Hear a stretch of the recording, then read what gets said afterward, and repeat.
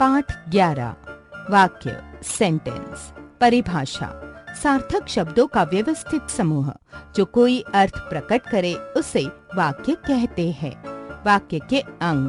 Parts of sentence. वाक्य के दो प्रमुख अंग होते हैं, उद्देश्य तथा विधेय।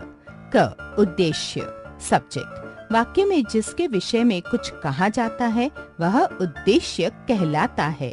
ख विधेय प्रेडिकेट। उद्देश्य के साथ में जो कुछ कहा जाता है वह विधेय कहलाता है।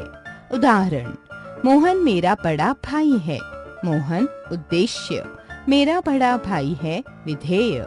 वाक्यों को दो भागों में बांट सकते हैं, एक रचना की दृष्टि से, दो अर्थ की दृष्टि से।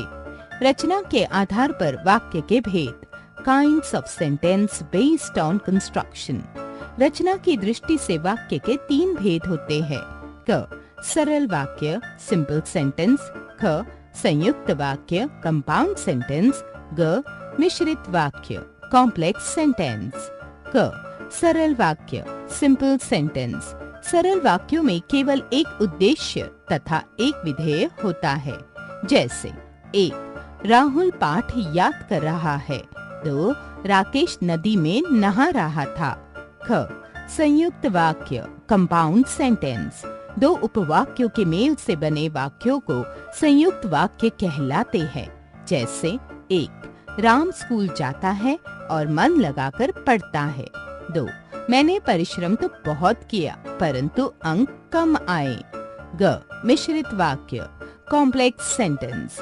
इन वाक्यों में एक मुख्य उपवाक्य होता है और एक या एक से अधिक उपवाक्य उस पर आश्रित होते हैं।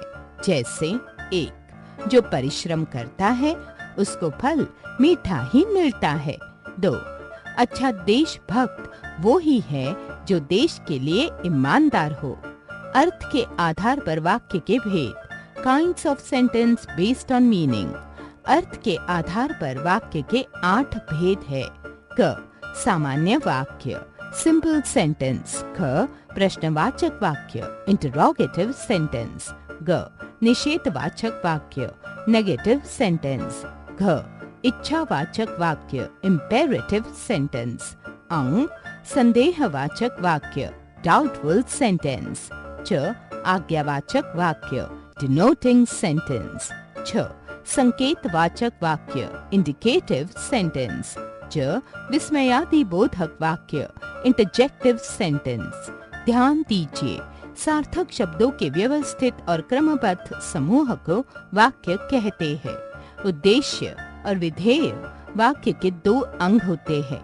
वाक्य दो प्रकार के होते हैं, रचना के आधार पर और अर्थ के आधार पर। रचना के आधार पर वाक्य के 3 भेद होते हैं, सरल, संयुक्त और मिश्रित वाक्य।